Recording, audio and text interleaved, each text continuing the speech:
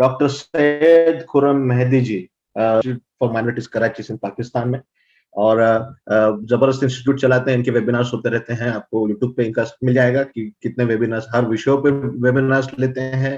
इनके research students है, और संशोधन के मामले में डॉक्टर साहब तो कई जमाने से लगे हुए हैं, और इनके संशोधन को हम, इनके कार्यों को हम सलाम करते हैं।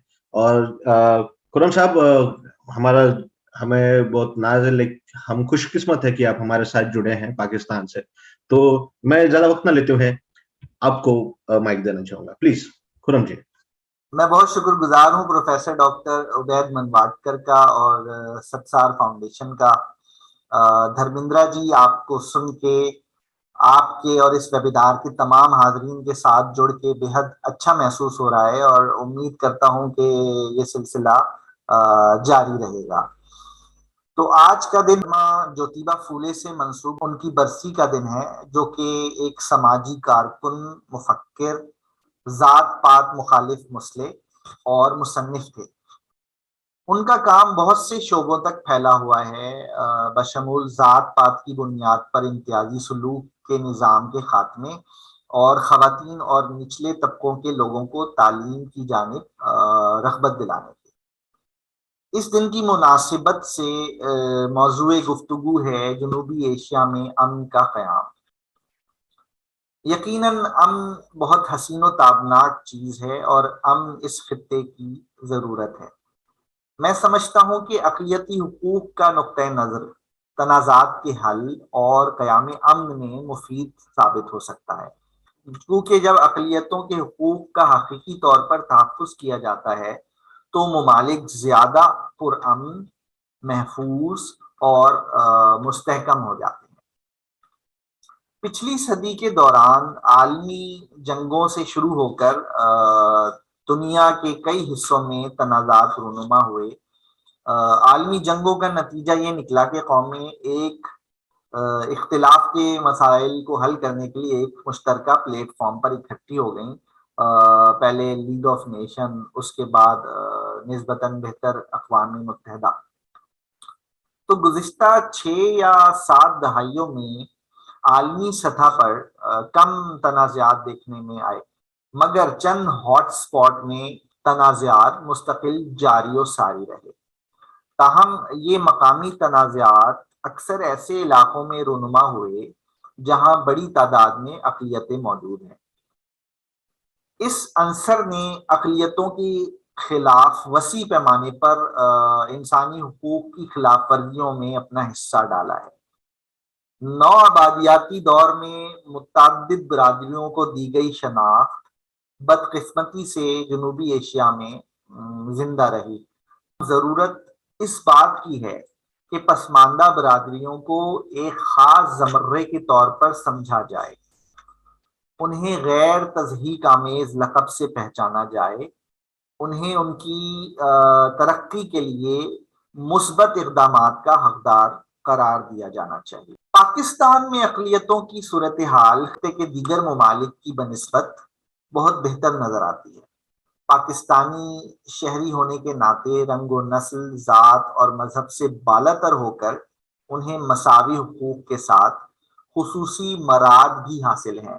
मिसाल के तौर पर तालीम और मुलाजमतों में खुसूसी कोटा की अमली तौर पर फराहमी को यकीनी बनाया जाता है।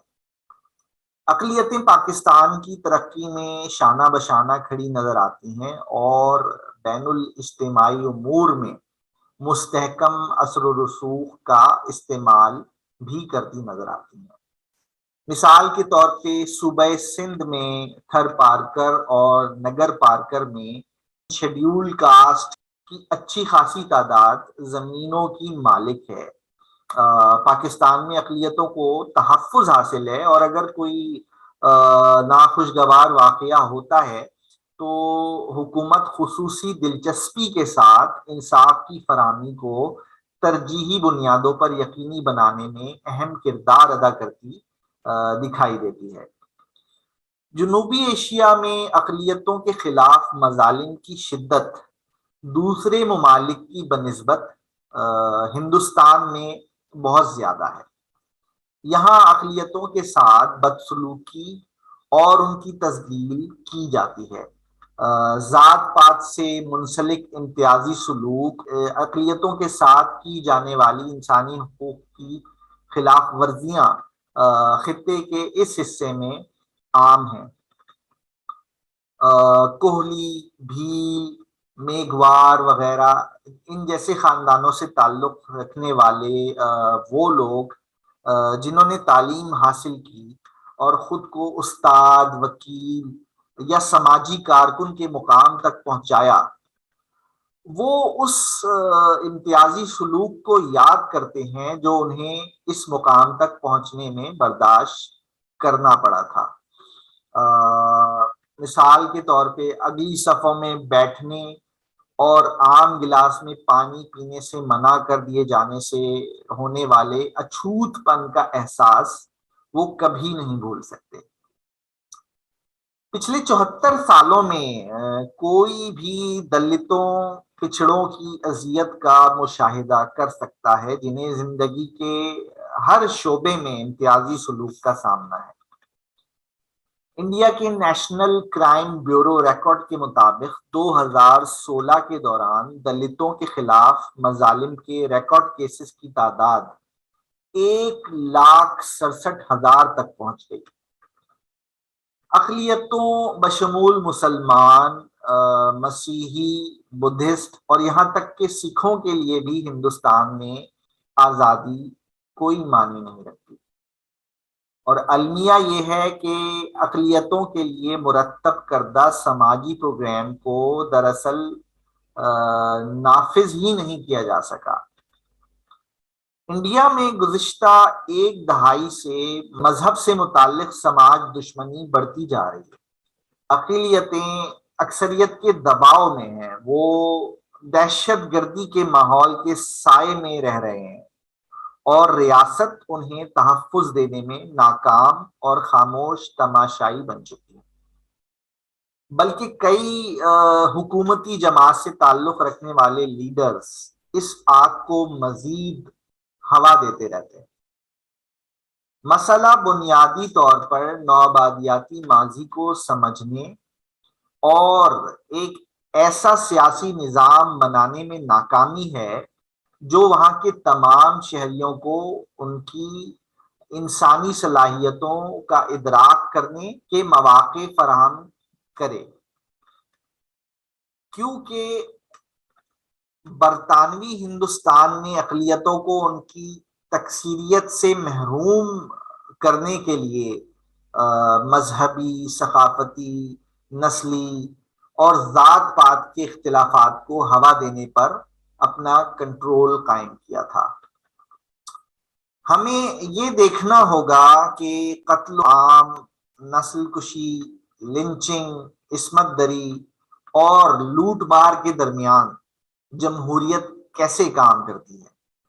ذات پات کی بنیاد پر انسانی سلوک آج دنیا میں انسانی حقوق کے سب سے سنگین مسائل میں سے ایک ہے، جو عالمی سطح پر 260 ملین سے زیادہ لوگوں کو بری طرح متاثر کر رہا ہے۔ دنیا کی 77% آبادی ایسے ممالک میں رہ رہی ہے جہاں مذہب پر بہت زیادہ پابندیاں عائد ہیں، اور مذہبی آزادی کا سوال تیزی سے ایک عالمی مسئلے میں تبدیل ہوتا جا رہا ہے۔ اقلیتوں کے خلاف امتیازی سلوک مصائب کا باعث بنتا ہے، تفرقہ پھیلاتا ہے اور خوف کے ماحول میں حصہ ڈالتا ہے۔ یہ جنوبی ایشیا، خاص طور پر ہندوستان میں ایک سنگین مسئلہ ہے، اور اس قسم کے اجتماعی سلوک میں سماجی امتیاز اور ذات پات کی ایک شکل بہت اہم ہے۔ ذات پات کا نظام انسانیت کے خلاف ہے، یہ انسانی حقوق کی خلاف ورزی ہے۔ یہ کہنا غلط نہیں ہوگا کہ ذات پات کی بنیاد پر امتیازی سلوک ہندوستان میں سب سے بڑا مسئلہ ہے۔ آئینی تحفظات اور 201 ملین شیڈیول کاسٹ کے تحفظ کے لیے خصوصی قانون سازی کے باوجود ان کے ساتھ بنیادی انسانی حقوق کی خلاف ورزیاں بڑے پیمانے پر جاری ہیں، جیسا کہ انصاف تک رسائی اور دلتوں کے خلاف بڑھتا ہوا تشدد، دلت خواتین کے خلاف متعدد امتیازی سلوک، غلامی، چائلڈ لیبر، تعلیم میں امتیاز، بنیادی خدمات تک رسائی نہ ہونا اور سماجی اور اقتصادی حقوق کی سلبی۔ ہر گزرتے دن کے ساتھ دلت انسانی حقوق محافظوں کے لیے زمین سکڑتی جا رہی ہے۔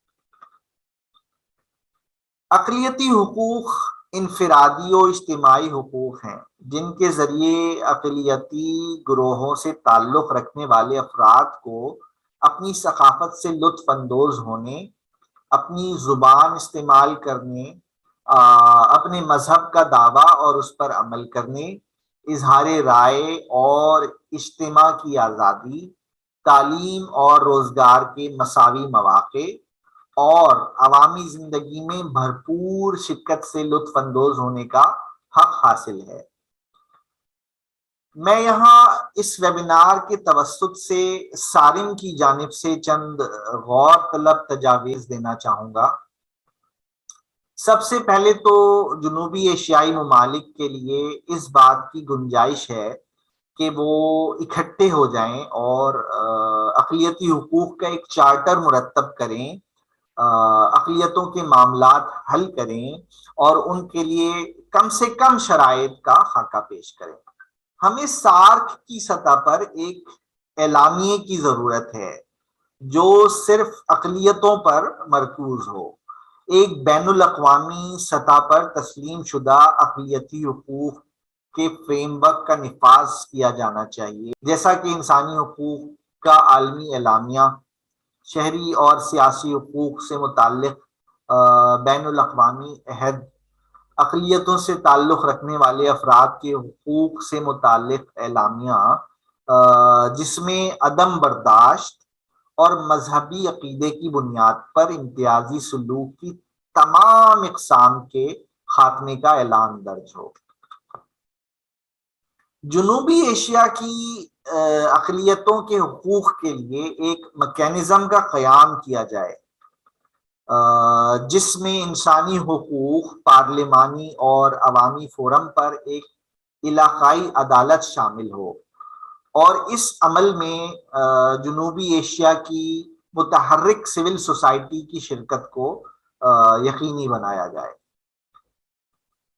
ایک سارک اقلیتی حقوق کمیشن ریاستوں کے اداروں کے درمیان ہم آہنگی اور توازن کو یقینی بنانے کے لیے جو اقلیتوں کے حقوق کے تحفظ اور فروغ کے ذمہ دار ہیں، اس بات کو یقینی بنائیں کہ قانونی، سماجی، اقتصادی اور سیاسی فریم ورک اقلیتی برادریوں کے مرکزی دھارے میں آنے اور ان کی ترقی سے مطابقت رکھتا ہو، اور ان کے حقوق کے فروغ اور تحفظ کو یقینی بنانے کے لیے تمام امتیازی رکاوٹوں کو دور کرتا ہو۔ بہت شکریہ جی، بہت بہت شکریہ خرم صاحب۔ Hello, good morning every one. میرا نام ارانسکا ہے، میں انڈیا ناگپور مہاراشٹر سے ہوں، اور آج کی سبھا میں سبھی کو بہت بہت بدھائی دیتی ہوں میں۔ اور میرا کویسچن ڈاکٹر خرم جی سے ہے۔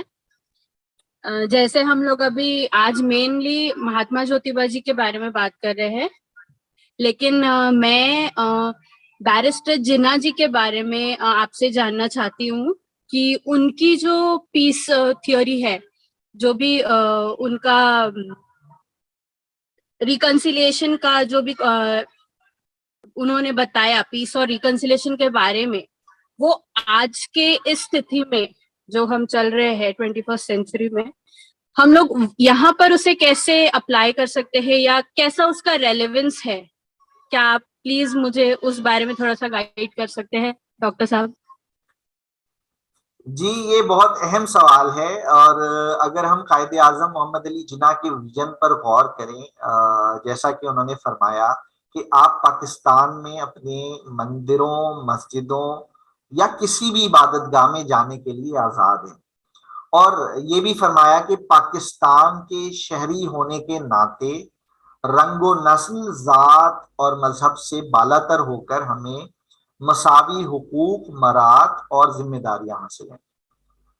تو آج موجودہ دور میں قائد کے نظریات پر عمل درآمد کرنے کے لیے ہمیں عدم برداشت اور نفرت انگیزی کو انفرادی و اجتماعی حیثیت میں عملی طور پر رد کرنا ہوگا، باہمی بھائی چارے کو فروغ دینا ہوگا، تعلیم کے زیور سے آراستہ ہو کر ہمیں مذہبی انتہا پسندی کا مقابلہ کرنا ہوگا، انسان کو انسان سمجھنا ہوگا، جیسا کہ خود قرآن مجید میں اللہ نے فرمایا کہ تمام انسان برابر ہیں۔ یہ نہایت غور طلب بات ہے کہ اللہ نے انسان کا لفظ منتخب کیا، یہ نہیں فرمایا کہ تمام مسلمان برابر ہیں، بلکہ یہ ارشاد فرمایا کہ تمام انسان برابر ہیں۔ تو یہ وہ پیمانہ ہے جو ہمیں مساوات کی راہ دکھاتا ہے۔ ضرورت اس بات کی ہے کہ ہم اپنی مذہبی اقلیتوں کے درمیان دوسرے ممالک کی اکثریت کے ساتھ بات چیت کو آسان بنائیں۔ کرتارپور راہداری علاقائی امن کے لیے میں سمجھتا ہوں امید کی ایک علامت اور بہترین کاوش ہے۔ پچھلے دنوں کیریکولم ریفارم جیسا اہم پروجیکٹ بھی شروع ہو چکا ہے، جس کا مقصد ہر بچے کو یکساں نصاب پڑھانا ہے۔ یہ ایک اور خوشائن بات ہے کہ جس کے نتیجے میں معاشرے سے امیری، غریبی اور مذہبی بنیادوں پر امتیاز کا خاتمہ ممکن ہے۔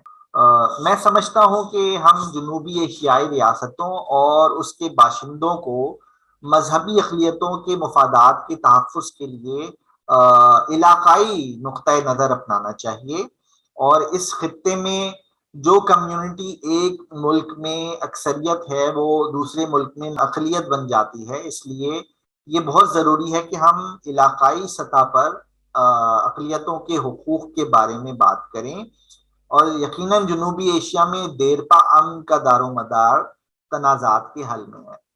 Thank you sir. بہت بہت شکریہ سوال پوچھنے کے لیے اور بہت بہت بہترین جواب دینے کے لیے خرم صاحب۔